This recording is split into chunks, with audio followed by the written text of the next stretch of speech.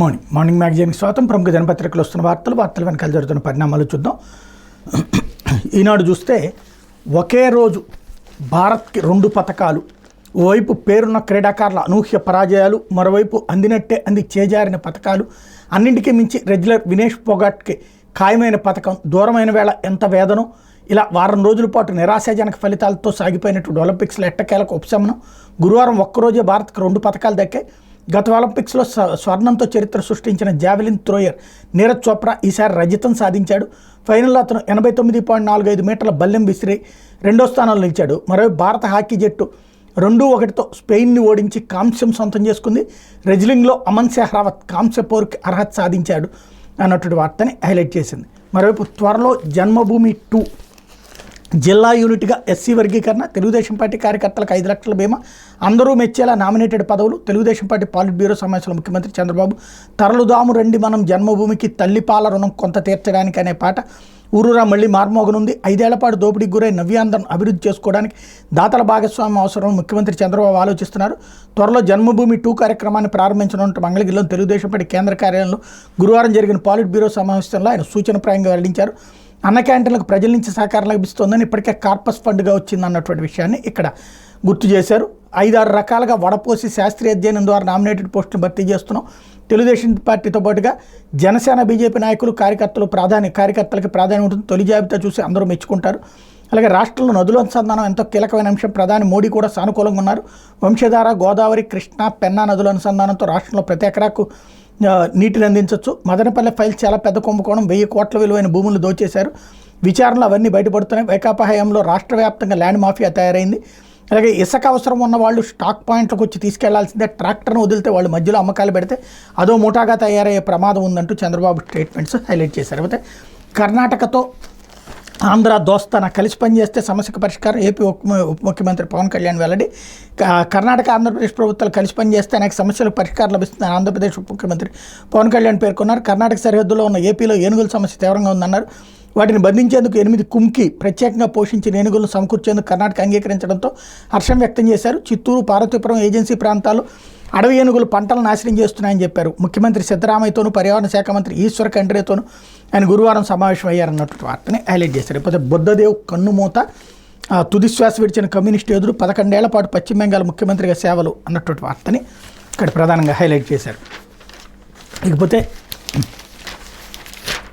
సాక్షి వచ్చేటప్పటికి రాజ్యాంగ రూపశిల్పిపై రాజ్యోన్మాదం అంటూ సామాజిక అభ్యున్నతి ద్వారా దళిత వర్గాల తలరాత మారుతుందని రాజ్యాంగ నిర్మాత డాక్టర్ బాబాసాహెబ్ అంబేద్కర్ వివరించి నినదించి గురువారం నాటికి సరిగ్గా 95 ఏళ్లు. అణగారిన వర్గాలకు మద్దతుగా నాగ్పూర్లో 1930 ఆగస్టు 8న ఏర్పాటైన మహాసభకు దళితుల ఆరాధ్య దైవమైన అంబేద్కర్ అధ్యక్షత వహించిన రోజే ఆ మహనీయుడి విగ్రహాన్ని లక్ష్యంగా చేసుకుని విజయవాడ నడిబొడ్డున రాష్ట్రానికి తలమానికంగా ఉన్న అంబేద్కర్ విగ్రహంపై తెలుగుదేశం మొక్కలు ఉన్మాదంతో పెట్టిరేగిపోవడం దేశవ్యాప్తంగా యావత్ దళిత సమాజాన్ని నివ్వెరపోయేలా చేసింది. స్వయంగా ప్రభుత్వమే పూనుకుని రాజ్యాంగ నిర్మాతపై దాడికి ఉన్మత్త మోకలను ప్రేరేపించడం దేశ చరిత్రలో కనీవిని ఎరుగని దారుణం. గురువారం రాత్రి కుట్రపూరితంగా అంబేద్కర్ మహాశిల్పం చుట్టుపక్కల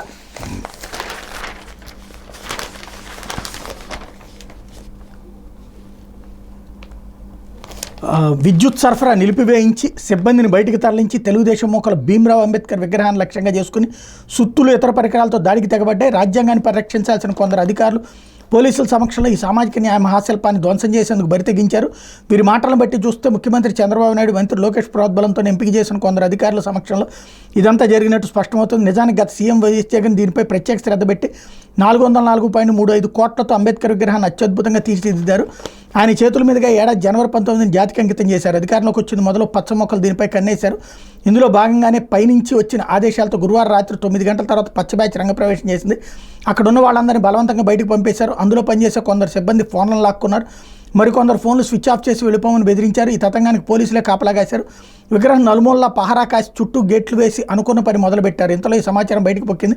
ప్రజలు, మీడియా అంబేద్కర్ ఆలోచన పరులు రావడంతో వాళ్ళంతా పరారయ్యారు. అధికారుల పర్యవేక్షణలోనే ఈ దారుణానికి తెగబడ్డం గమనార్హం అంటూ ఈ విషయాన్ని సిపికి తెలిపేందుకు మీడియా ప్రయత్నించిన ఆయన అందుబాటులోకి రాలేదు. పచ్చమొక్కల దాడులు అంబేద్కర్ విగ్రహం ఏర్పాటుకు గుర్తుగా అక్కడ ఏర్పాటు చేసిన బోర్డులో మాజీ సీఎం వైఎస్ జగన్ పేరుతో స్టీల్ మెటల్ అక్షరాలు ధ్వంసమైనాయి. వీటిని సుత్తులతో కొట్టి మరీ ధ్వంసం చేశారు. ఇక్కడ జరిగింది ఒకటి, దీన్ని అన్వయించింది మరొకటి. జరిగింది దుర్మార్గమే, అయితే అది జగన్ పేరుని చెరిపేసేటటువంటి ఒక దుర్మార్గపు చర్య.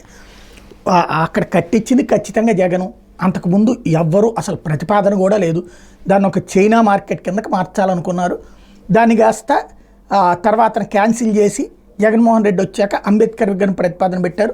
భారీ అంబేద్కర్ విగ్రహం ఆంధ్రప్రదేశ్ మొత్తం మీద అతిపెద్దదైనటువంటి అంబేద్కర్ విగ్రహం, తెలంగాణలో విగ్రహం కంటే కూడా ఎక్కువ సైజుతో దేశంలోనే అతిపెద్దదైనటువంటి అంబేద్కర్ విగ్రహం అన్నటువంటిది తీసుకొచ్చి పెట్టారు.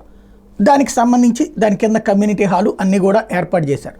ఇప్పుడు అసలు అంశం ఏంటయ్యా అంటే ఆ విగ్రహం దగ్గర జగన్ పేరు స్టీల్ అక్షరాలతో పెట్టారు, దాన్ని చెరిపేశారు నిన్న. అంటే జగన్ పేరు ఎక్కడున్నా నాశనం చేసేస్తూ శిలాఫలకాలు ధ్వంసం చేస్తున్నారు కదా, అట్లాంటిది ఇక్కడ చేసినటువంటి ప్రయత్నం.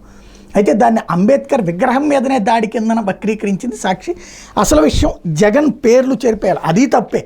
కాకపోతే దాన్ని అంబేద్కర్ మీదనే దాడి కిందన ప్రొజెక్ట్ చేసేటటువంటి ప్రయత్నం చేశారు, సాక్షి చేసింది. అది ఇక్కడ విచిత్రం. లేకపోతే బియ్యం బండికి బ్రేక్ అన్నటువంటి వార్తను హైలైట్ చేశారు. ఇంటి వద్దకి రేషన్ చేరకుండా రాజకీయ కుట్ర, దేశం మెచ్చిన ఎండిఓలకు కూటమి ప్రభుత్వం మంగళం, పేదలకు మేలు చేస్తున్న పథకం రద్దుకు తాపత్రయం, అదనపు భారం అనవసర ఖర్చు అంటూ సాకులు, డిపోలకు వెళ్లి బియ్యం ఎందుకు తెచ్చుకోలేనంటూ వినియోగదారులకు ఎదురు ప్రశ్న, రోజువారీ పనులు వదులుకుని చౌక బియ్యం కోసం దశాబ్దాల పాటు పేదల పాట్లు మళ్లీ కూలి మానుకుని డిపోలకు వెళ్లి బారులు తేరాల్సిన అగత్యం కల్పిస్తున్న సర్కారు, 9,260 ఎండియు ఆపరేటర్లు, అదనంగా 1,000 మంది సహాయకుల ఉపాధి ప్రశ్నార్థకం, ఎండియు వాహనాల్లో అక్రమంగా రేషన్ తరలిస్తున్నారంటూ ప్రభుత్వ పెద్దల అభాండాలు అన్నటువంటి వార్తని హైలైట్ చేశారు. లేకపోతే చంద్రబాబుకు ఎలాంటి విలువలు లేవు, న్యాయం ధర్మం పాటించిన వ్యక్తి, అందుకే మెజార్టీ లేకున్నా ఎమ్మెల్సీ ఎన్నికలో పోటీ, నర్సీపట్నం, పెందుర్తి, పాయకరావుపేట నియోజకవర్గాల స్థానిక సంస్థల ప్రజాప్రతినిధులతో వైఎస్ జగన్, తన స్వార్థం కోసం బాబు ఏమైనా చెప్తాడు, ఏదైనా చేస్తాడు, అలాంటి దుర్మార్గపు వ్యక్తితో యుద్ధం చేస్తున్నాం, మోసపూరిత హామీలతో అధికారంలోకి వచ్చారు, మనం చేయగలిగిందే చెప్పాం, చేసి చూపించాం, మన బలం ఎప్పుడు విలువలు విశ్లేషించితే బొత్సను గెలిపించి మన పార్టీ ప్రతిష్టను మరింత పెంచుకునేందుకు సహకరించండి అంటూ నేను ఇచ్చినటువంటి పిలుపుని హైలైట్ చేస్తారు. లేకపోతే జేపీసీకి వక్ఫ్ సవరణ బిల్లు, లోక్సభలో బిల్లును ప్రవేశపెట్టిన కేంద్ర ప్రభుత్వం, మద్దతు పలికిన తెలుగుదేశం పార్టీ, బిల్లును తీవ్రంగా వ్యతిరేకించిన వైఎస్ఆర్సీపీ ప్రతిపక్షాలు, సమాజాన్ని విచ్ఛిన్నం చేసే క్రూరమైన బిల్లు వద్దంటూ నినాదాలు, వెనక్కి తగ్గిన కేంద్రం, బిల్లును జేపీసీ పరిశీలనకు పంపాలని నిర్ణయం అన్నటువంటి వార్తని ఇక్కడ ప్రధానంగా హైలైట్ చేశారు. లేకపోతే ఆ చెట్టు మళ్ళీ బతకాలి అంటూ ఏదైతే సితారా, లేడీస్ టైలర్, డిటెక్టివ్ నారద, చెట్టు కింద ప్లేడర్, గోపిక, గోదావరి, మంచు పల్లకి, ఇలా సుమారు 18 సినిమాల కుమారదేవన్ చెట్టు కింద ఏదో ఒక సన్నివేశాన్ని చిత్రీకరించాలని ప్రముఖ సినీ దర్శకుడు వంశీ తెలిపారు. ఆయన గురువారం తూర్పుగోదావరి జిల్లా కొవ్వూరు మండలం కుమారదేవం వచ్చి కూలిపోయిన భారీ నిద్రగన్నేరు వృక్షాన్ని పరిశీలించి భావోద్వేగానికి లోనయ్యారు. స్థానికులతో మాట్లాడుతూ తనకు చెట్టుకున్న అనుబంధాన్ని నెమరవేసుకున్నారు. తాను చిన్నప్పుడు పట్టిసీమ వెళ్తూ ఈ చెట్టును చూసినట్టు తెలిపారు. తాను దర్శకత్వం వహించే ప్రతి చిత్రంలోని గోదావరి సీన్ ఖచ్చితంగా ఉంటుందని, సుమారు 18 సినిమాల్లో ఈ కుమారదేవన్ చెట్టు ఉందని వెల్లడించారు. తాను రాసిన గోకులంలో రాధ నవల్లో ప్రధానంగా ఈ చెట్టు గురించే ఉంటుందని చెప్పారు. ఈ చెట్టు మళ్ళీ బతకాలన్నారు. చెట్టు బతికితే తాను మళ్ళీ ఇక్కడ సినిమా తీస్తానని చెప్పారు. చెట్టు పడిపోయిన విషయం తెలిసి వేలాది మంది నుంచి తనకు వేలాది మెసేజ్లు వచ్చాయని, తన తల్లి చనిపోయినప్పుడు కూడా ఇన్ని మెసేజ్లు రాలేదన్నారు. ఇటువైపు వచ్చినప్పుడల్లా మిత్రులతో కలిసి ఇక్కడ చెట్టు కింద సేదీరేవాడిని, మిత్రులతో కలిసి పార్టీ కూడా చేసుకున్నట్టు చెప్పారు. రాజమహేంద్రవరం రోటరీ క్లబ్ ఆధ్వర్యంలో గురువారం కెమికల్ ట్రీట్మెంట్ ద్వారా వృక్షాన్ని చిగురింపు చేసే పనులకు ప్రారంభించారు. సబ్ కలెక్టర్ అశుతోష్ శ్రీవాస్తవ ఈ పనులను లాంఛనంగా ప్రారంభించారన్నట్టు వార్తని హైలైట్ చేశారు. అయితే వేట కొడవళ్లతో నరుక్కున్న నవదంపతులు, అప్పుడే పెళ్లి, అంతలోనే పరస్పరం దాడులు, ఏకాంత గదిలో ప్రాణాలు కోల్పోయింది అంటే కర్ణాటకలోని కేజీఎఫ్లో విషాదం. వాళ్ళిద్దరూ ప్రేమించుకున్నారు, ఒకరంటే ఒకరికి ఎంతో ఇష్టం, పెద్దలను ఒప్పించి మరీ పెళ్లి చేసుకున్నారు. అయితే ఏం జరిగిందేమో కానీ పెళ్ళైన రోజు ఏకాంతంగా ఉన్న సమయంలో ఇద్దరూ కలిసి ఒకరిని ఒకరు వేట కొడవలతో నరుక్కుని ప్రాణాలు తీసుకున్నారు. కర్ణాటకలోని కోలార్ జిల్లా కేజీఎఫ్ పట్టణంలో బుధవారం సాయంత్రం జరిగిన ఈ ఘటన కలకలం రేపింది. కేజీఎఫ్ తాలూకు బైనేహళ్లికి చెందినటువంటి శ్రీనివాసులు లక్ష్మి దంపతుల కుమార్తె లిఖితశ్రీ, చిత్తూరు జిల్లా కుప్పం సమీపంలోని పంతూరు నివాసి మునియప్ప కుమార్ నవీన్ కుమార్లు ప్రేమించుకున్నారు. పెద్దల అంగీకారంతో పెళ్లికి సిద్ధమయ్యారు. లిఖితశ్రీ ఇంటర్ పూర్తి చేయగా నవీన్ దుస్తుల షాప్ నిర్వహిస్తున్నాడు. కాగా బుధవారం ఉదయం కర్ణాటక చంద్రసనహళ్లిలోని నవీన్ కుమార్ సోదరింట్లో వాళ్ళిద్దరు పెళ్లి వేడుక జరిగింది. ఇరు కుటుంబాల పెద్దలు, బంధువులు సంతోషంగా పాల్గొన్నారు. సాయంత్రం అదే గ్రామంలో ఉన్న నవీన్ కుమార్ పెదనాన్న ఇంటికి కొత్త జంట వెళ్ళింది. ఒక గదిలో విశ్రాంతి తీసుకునే సమయంలో నవదంపతులు గొడవపడ్డారు. గట్టిగా కేకలు వేయడంతో బంధువులు తలుపులు తెరిచి చూడగా ఇద్దరు రక్తపు మడుగులు పడి ఉన్నారు. ఇద్దరు ఆ గదిలో ఉన్న వేట కొడవలతో దాడి చేసుకున్న అనుమానాలు ఉన్నాయి. వధువు లిఖితశ్రీ ఆసుపత్రిలో చేరిన కొద్దిసేపటిగా మరణించింది. తీవ్ర గాయాలతో ఉన్న నవీన్ కుమార్ అంబులెన్స్లో కోలార్ ఆసుపత్రికి, అనంతరం బెంగళూరు విక్టోరియా ఆసుపత్రికి తరలించగా గురువారం ఉదయం ప్రాణాలు విడిచాడు. ఇలా కొత్త జంట కొన్ని గంటలకే ఈ లోకాన్ని విడింది. జిల్లా ఎస్పీ శాంతరాజు, డీఎస్పీ పాండురంగ ఘటనా స్థలాన్ని పరిశీలించి కేసు దర్యాప్తు చేస్తున్నారు. అయితే ఈ నవదంపతులు ఒకరంటే ఒకరికి ఎంతో ఇష్టమని, ఇలా ఎందుకు జరిగిందో అర్థం కావడం లేదని తల్లిదండ్రులు తెలిపారు. ఇక్కడ వాళ్ళు ఇంటికి వెళ్ళారు కదా, అక్కడ ఏం జరిగిందో అసలు విషయం అది తెలియాలి. ఈలోపే మనమే జడ్జిమెంట్ ఇచ్చేసాం. నవదంపతులు వాళ్ళని ఇద్దరు ఒకళ్ళనొకళ్ళు పొడుచుకున్నారు అన్నటువంటిది. ఆ ఇద్దరిని ఇంకొకళ్ళు పొడిచి ఉండొచ్చు కదా, అది బంధువులు ఇల్లు అంటున్నారు. ఎట్లా తెలుసుద్ది? ప్రేమించుకున్నారు కాబట్టి చెరగొట్టి ఉండొచ్చు కదా, చంపేసి ఉండొచ్చు కదా. కాకపోతే అది తర్వాత ఒరిజినల్గా దర్యాప్తు చేస్తారా లేదా అన్నది చూడాలి. లేకపోతే ఆంధ్రజ్యోతి నీ రజతమే అంటూ పారిస్ ఒలింపిక్స్లో రజతంతో సరిపెట్టుకున్న నీరజ్ చోప్రా 89.45 మీటర్ల విసిరి రెండో స్థానంలో జావెలిన్ తురేర్ 92.97 మీటర్లతో స్వర్ణం నెగ్గిన పాకిస్తానీ నదీం, స్పెయిన్పై గెలిచిన భారత హాకీ జట్టు కాంస్యం, వరుసగా రెండో ఒలింపిక్స్లోనూ పథకంతో రికార్డు అంటూ క్రీడాంశాలన్నీ అయిపోతున్న అతడిపై ఆశ, స్టార్లంతా చేతులెత్తేస్తున్న అతడు మాత్రం అద్భుతం చేస్తాడని భరోసా, భరతమాత మెడలో మళ్లీ బంగారు పథకం వేస్తాడని అంచనా. కానీ పారిస్ ఒలింపిక్స్లో star javelin thrower Neeraj Chopra ఉసూరుమనిపించాడు. 89.45 మీటర్ల దూరం విసిరి రజత పథకానికి పరిమితం అయ్యాడు. ఈ ఒలింపిక్స్లో భారత్కి ఇదే తొలి రజతం. పాకిస్తాన్ జావెలిన్ త్రోయర్ నదీం రికార్డు స్థాయిలో 92.97 మీటర్ల దూరం విసిరి స్వర్ణం సాధించాడు. మరోవైపు వెనకబడిన పుంజుకున్న భారత హాకీ జట్టు అద్భుతం చేసింది. కెప్టెన్ హర్మన్ ప్రీత్ సింగ్ 3 నిమిషాల్లో చకచక 2 గోల్స్ కొట్టడంతో కాంస్యం సాధించింది. స్పెయిన్ 2-1తో మట్టి కరిపించింది. అలాగే రెజ్లింగ్కి వీడ్కోలు పలికిన వినేష్ పొగట్ సంబంధించినటువంటి వార్తని హైలైట్ చేశారు. అయితే జిల్లా యూనిట్గా ఎస్సీ వర్గీకరణ, జిల్లాలో దామాషా ప్రకారం లబ్ధి, ఇలాగైతే ఎవరికి సమస్యలు ఉండవు. పాలిట్ బ్యూరో భేటీలో చంద్రబాబు, జాతీయ రహదారుల నమూనాలో ప్రైవేటు పెట్టుబడులతో రాష్ట్ర రోడ్లు, లారీలు, కార్ల వరకే టోల్ వసూలు, అది బాగా పెద్ద రోడ్లు అయితేనే జిల్లా యూనిట్గా ఎస్సీ వర్గీకరణ అమలు చేయాలని రాష్ట్ర ప్రభుత్వం యోచిస్తోంది. ఈ విషయాన్ని ముఖ్యమంత్రి చంద్రబాబు గురువారం టీడీపీ కేంద్ర కార్యాలయం జరిగిన తమ పార్టీ పాలిట్ బ్యూరో సమావేశంలో వెల్లడించినట్టు సమాచారం. అసెంబ్లీ ఎన్నికల ముందు కూడా టీడీపీ అంతర్గతం తమ పార్టీ ఎస్సీ నేతల భేటీలో ఇదే నిర్ణయం తీసుకుందన్నటువంటి వార్తను హైలైట్ చేశారు. ఎందుకంటే ఆంధ్రప్రదేశ్లో మాల సామాజిక వర్గం ఎక్కువ, అధిక సామాజిక వర్గం తక్కువ. ఈ ఎంఆర్పిఎస్ వాళ్ళు కోరుకున్నటువంటి వర్గీకరణ రాష్ట్ర వ్యాప్తంగా చేస్తే గనక ఇక్కడ ఓట్ల పరమైనటువంటి దెబ్బ అవుతుంది. ఒకప్పుడు ఆ వర్గీకరణ చేసింది తెలుగుదేశం. కాబట్టి ఇక్కడ జిల్లాల వారి అన్నటువంటి ఒక కొత్త సిస్టమ్ని తీసుకొచ్చేటటువంటి ప్రయత్నం చేస్తున్నారు.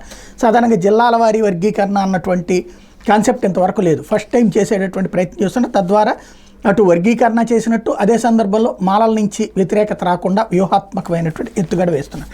అయితే రోడ్డు ఎక్కుతున్న ఉపాధి పథకానికి పూర్వవైభవం దిశగా అడుగులు, 5 ఏళ్లు అడ్డదారులు అడ్డగోలు పనులే కేంద్రం ముందు తలదించుకున్న వైను, దొంగ మాస్టర్లతో అప్రతిష్ట, రోడ్ల పనులు చేసిన ఇంజనీర్లకు వేధింపులు, కూటమి సర్కార్ రాకతో మళ్లీ మహర్దశ, 3 నెలల జీతం బకాయి 2300 కోట్ల విడుదల, ఇంజనీర్లపై విజిలెన్స్ కేసులు రద్దు యోచన, పేదలకు వ్యక్తిగత ఆస్తుల కల్పనకు చేరలంటూ మెటీరియల్ నిధుల కింద అందే 2000 కోట్లతో రాష్ట్రంలో పెద్ద ఎత్తున సిమెంట్ రోడ్లను నిర్మించబోతున్నారన్నట్టు వార్తని హైలైట్ చేశారు. అయితే బ్యాంకు ఖాతా లేకున్నా యూపీఐ చెల్లింపులు, వేరొకరి ఖాతా నుంచి చెల్లించే అవకాశం త్వరలో అందుబాటులోకి తేనున్న ఆర్బీఐ. యూపీఐ ద్వారా ప్రస్తుతానికి 1,00,000గా ఉన్న పన్ను చెల్లింపు పరిమితి 5 లక్షలకు పెంపు, ఇక గంటల్లోనే చెక్కులు క్లియరెన్స్ ఆదేశం. వరుసగా 9వసారి రెపో రేటు యథాతథం, ఆర్బీఐ ద్రవ్య పరపతి సమీక్ష నిర్ణయాలు తీసుకుందన్నటువంటి వార్తని హైలైట్ చేశారు. ఏపీ బ్రాండ్ ఇమేజ్కి పేటీఎం బ్యాచ్ గండి అంటూ బాబు యూట్యూబ్ అకాడమీ పోస్టుపై విషపు దాడి, రాష్ట్రంలో శాంతి భద్రతలు లేవని, ఉద్యోగులను పనిచేయలేరనే అబద్ధాలు, హైదరాబాద్కు వెళ్లాలని కుటిల సలహా అన్నటువంటి వార్తని హైలైట్ చేసింది. ఇకపోతే రాష్ట్రానికి కన్నడ కుంకి ఏనుగులు అన్నటువంటి వార్తని హైలైట్ చేసింది. రోడ్డెక్కుతున్న ఉపాధి అన్నటువంటి వార్తని హైలైట్ చేసింది. ఇకపోతే తిరుపతిలో ఎలక్ట్రానిక్ క్లస్టర్ల అభివృద్ధి, రాష్ట్రానికి ఐటీ కంపెనీలను రప్పించేందుకు కృషి, యువతలో నైపుణ్యాలు మెరుగుదిద్ది ఉపాధికి దోహదం. లోకేష్ తిరుపతి పరిసర ప్రాంతాల ఎలక్ట్రానిక్ క్లస్టర్లను అభివృద్ధి చేయడంతో పాటు విడిభాగాల తయారీ యూనిట్లు నెలకొల్పేందుకు ప్రభుత్వం కృషి చేస్తుందని రాష్ట్ర మానవ వనరుల అభివృద్ధి, ఐటీ ఎలక్ట్రానిక్స్ శాఖల మంత్రి నారా లోకేష్ చెప్పారు. రాష్ట్రంలో ఐటీ కంపెనీలను స్థాపించేలా దేశంలోని టాప్ పారిశ్రామికవేత్తలతో చర్చించనున్నట్టు చెప్పారు. రాష్ట్రంలో ఐటీ ఎలక్ట్రానిక్స్ రంగ అభివృద్ధికి చేపట్టాల్సిన చర్యలపై గురువారం ఆయన ఉండవల్లిలో నివాసంలో అధికారులతో సమీక్షించారన్నట్టు వార్తని హైలైట్ చేశారు. ఇకపోతే బగ్గుమన్న వైసీపీ ఎమ్మెల్సీ దువ్వాడ కుటుంబ వివాదం, తండ్రి ఇంటి ముందు కుమార్తెల నిరసన, మరో మహిళతో ఎలా ఉంటున్నారని ప్రశ్న, గేట్లు వేసుకుని ఇంట్లోనే ఉన్న శ్రీనివాస్. వైసీపీ ఎమ్మెల్సీ దువ్వాడ శ్రీనివాస్ కుటుంబ వివాదం రచ్చకెక్కింది. గురువారం రాత్రి ఆయన ఇంటి ముందు కుమార్తెల నిరసనకు దిగారు. తమ తండ్రి బయటికి రావాలంటూ మౌన పోరాటానికి దిగారు. వైసీపీ ప్రభుత్వంలో టీడీపీ జనసేన నాయకులపై మితిమీరి నోటి దురుస్తూ విమర్శలు చేసిన దువ్వాడ సీనుని మరింత ప్రోత్సహించేందుకు ఎమ్మెల్సీ పదవిని జగన్ కట్టబెట్టారు. ఆ తర్వాత టెక్కల్ అసెంబ్లీ సీట్ ఇచ్చి ప్రచారం కూడా నిర్వహించారు. ఓ దఫా జెడ్పీటీసీగా గెలుపొందారు. ఆ తర్వాత పలు పార్టీలు మారిన అన్ని చోట్ల ఓటమి పాలయ్యారు. ఎన్నికల్లో టెక్కల్ నుంచి అచ్చెన్నాయుడిపై పోటీ చేసి భారీ తేడాతో ఓడిపోయారు. ఎన్నికలకు ఏడాది ముందు దువ్వాడ శ్రీని కుటుంబ వివాదాలు బయటపడ్డాయి. మూలపేటలో పోర్టు నిర్మాణానికి శంకుస్థాపన చేసేందుకు వచ్చినప్పుడు ముఖ్యమంత్రి జగన్మోహన్ రెడ్డి టెక్కల్ అసెంబ్లీ సీట్ను దువ్వాడ శ్రీనికే ఇస్తున్నట్టు ప్రకటించారు. తర్వాత కొద్ది రోజుల్లో దువ్వాడ శ్రీను సతీమణి దువ్వాడ వాణి కొంతమందిని వెంటబెట్టుకుని జగన్ గెలిచారు. ఆ తర్వాత పరిణామాలతో టెక్కల్ నియోజకవర్గ ఇన్ఛార్జిగా దువ్వాడ వాణిని నియమించారు. ఆ తర్వాత మళ్లీ టెక్కల్ సీట్ని సీనికి కేటాయించడంతో తాను ఇండిపెండెంట్గా నామినేషన్ ఇస్తున్నట్టు వాణి ప్రకటించారు. దీంతో కంగుతున్న వైసీపీ నాయకులు వైవి సుబ్బారెడ్డితో పాటు మరి కొంతమంది నచ్చజెప్పి కుటుంబ వ్యవహారాలను కొంతమేర సెటిల్ చేశారు. అప్పట్లో అంతర్గత ఒప్పందానికి సీను కట్టుబడినట్టు సమాచారం. అయితే కొన్నాళ్ళ కింద దువ్వాడ సీను అక్కవరం వద్ద ఇంటిని నిర్మించుకున్నారు. అక్కడ మరో మహిళతో కలిసి ఉంటున్నట్టు ప్రచారం జరుగుతోంది. దువ్వాడ సీను వాణికి హైందవి, నవీన అనే 2 కుమార్తెలు ఉన్నారు. ఇటీవల సీను మరో మహిళతో ఉంటుండటంతో తమ సంగతి ఏంటో తేల్చాలంటూ కుమార్తెలు గురువారం రాత్రి ఆందోళన నిర్వహించారు. దువ్వాడ సీనింటి ముందే కుమార్తెలు కారులో కూర్చుని చాలాసేపు ఉన్నారు. బయట నుంచి పిలిచినప్పటికీ సిబ్బంది గేటు తీయలేదు. దువ్వాడ కుటుంబంలో చాన్నాళ్ల నుంచి వివాదాలు ఉన్నాయని ప్రచారం జరుగుతున్న తాజాగా బయటపడ్డాయి. కుమార్తెలు అక్కడ విలేకరులతో మాట్లాడుతూ తమ తల్లిదండ్రులకు చట్టపరంగా విడాకులు కాలేదని తెలిపారన్నటువంటి వార్తని హైలైట్ చేశారు. ఇకపోతే ముందస్తు బెయిల్ మంజూరు చేయండి అంటూ హైకోర్టుకు బెవరేజెస్ కార్పొరేషన్ మాజీ ఎండీ వాసుదేవరెడ్డి విచారణ ఈ నెల 12వ తేదీకి వాయిదా. లీజు గడువు ముగియ ముందు మద్యం షాపును బలవంతంగా ఖాళీ చేయించి తనకు 50 లక్షల నష్టం వచ్చేలా చేశారని పేర్కొంటూ విజయవాడకు చెందిన వై వెంకటేశ్వరరావు శ్రీనివాస్ ఇచ్చిన ఫిర్యాదు ఆధారంగా మంగళగిరి సిఐడి పోలీసులు కేసు నమోదు చేశారు. షాప్ ఖాళీ చేయించడం వెనక బెవరేజెస్ కార్పొరేషన్ మాజీ ఎండీ వాసుదేవరెడ్డి పాత్ర ఉందని ఆ కేసులో పేర్కొన్నారు. అయితే ఈ కేసులో తనకు ముందస్తు బెయిల్ మంజూరు చేయాలని కోరుతూ వాసుదేవరెడ్డి హైకోర్టు ఆశ్రయించారు. ఈ వ్యాజ్యం గురువారం విచారణకు రాగా పిటిషనర్ తరపు న్యాయవాది ఎస్ నాగేష్ రెడ్డి వాదనలు వినిపించారు. ఫిర్యాదుదారు ఆరోపణలతో వాసుదేవరెడ్డికి సంబంధం లేదన్నారు. బెవరేజెస్ కార్పొరేషన్ ఎండీగా ఉండటం వల్ల ఆరోపణ చేస్తున్నారన్నారు. సిఐడి తరపున పబ్లిక్ ప్రాసిక్యూటర్ మెండ లక్ష్మీనారాయణ వాదనలు వినిపిస్తూ పిటిషనర్ మీద మొత్తం 4 కేసులు నమోదయ్యాయని వివరించారు. పిటిషనర్ గతంలో ఒక కేసులో సిఆర్పీ సెక్షన్ 41A కింద నోటీసులు ఇచ్చారన్నారు. వాటిని అనుసరించి పిటిషనర్ పోలీసులు ముందు హాజరు కాలేదన్నారు. అరెస్ట్ చేస్తామని ఆందోళన అవసరం లేదన్నారు. విచారణ సోమవారానికి వాయిదా వేయాలని కోరారు. వివరాలు పరిగణలోకి తీసుకుని న్యాయమూర్తి డాక్టర్ జస్టిస్ వీఆర్కే కృపాసాగర్ విచారణ ఈ నెల 12కి వాయిదా వేశారన్నట్టు వార్తని హైలైట్ చేశారు. ఇది దినపత్రికలో వచ్చిన వార్తలు వెనకాల జరుగుతున్న పరిణామాలు.